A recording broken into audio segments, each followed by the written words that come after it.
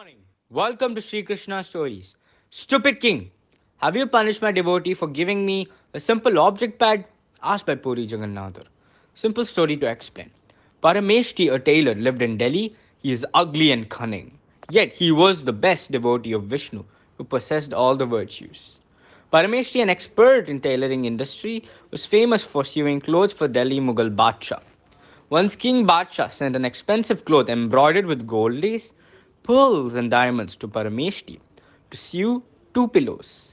When looking at the beautiful fabric, it is only suitable for Prabhu Jagannath's pillow.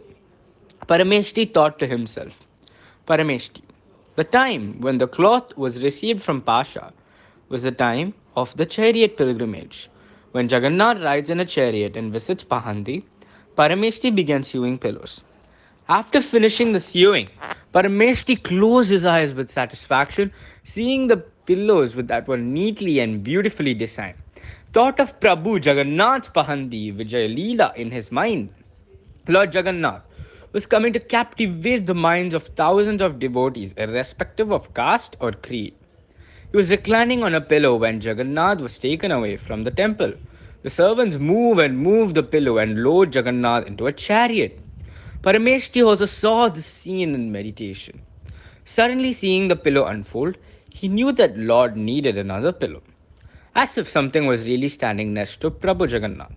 He took one of the two pillows which had been sewn for Badshah.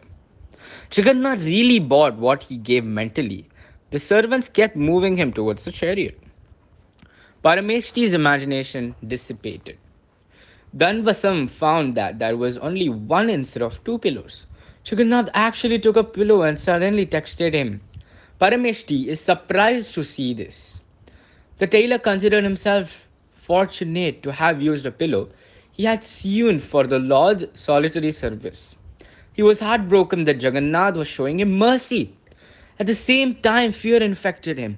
While Parameshti was thinking to himself that there was no doubt that Basha would punish him if he took only a single pillow, Baja's envoy issued an order for Basha to bring two pillows to the palace.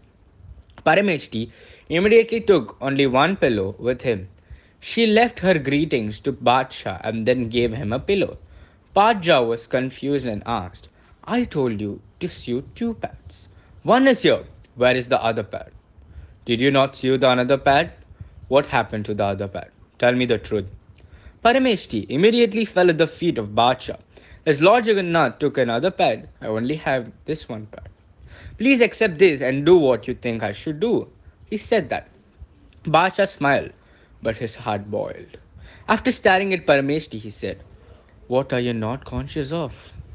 How can he take the pad from you? Shri Kshetra Puri is far away from here. How could he come so far in one day? Take the pad away from you, Bacha asked. Parameshti wanted to respond to Baja's ignorance and started chanting the holy name of Bhagwan. Then he told Bacha that he was not afraid of death. It does not matter to him how much distance there is between the Lord and the devotee. According to the mental sin of the devotee, he gladly accepts what is given to him. Baja was very angry when he heard this explanation from Parameshti. Pray to your favorite deity. I order you to be executed. Then call the servants and arrest him.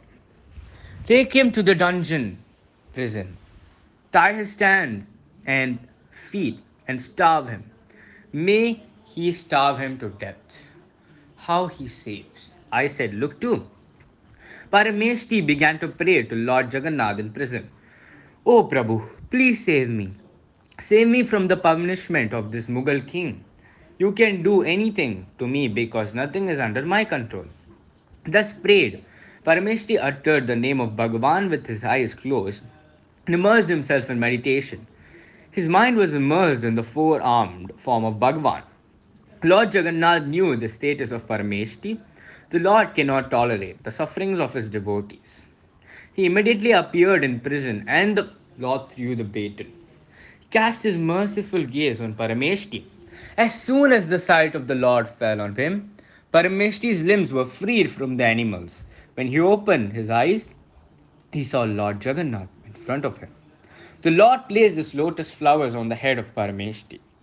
Immediately, Parameshti's goons backed straight in and took on a beautiful figure. Parameshti, who was carrying the lotus Tiruvati on his head, was ecstatic with devotion. Then Lord Jagannath, who was fast asleep in the palace, appeared in the dream of Mughal Badshah and said, "O foolish king, he gave me back what I deserved. I order you to release him immediately."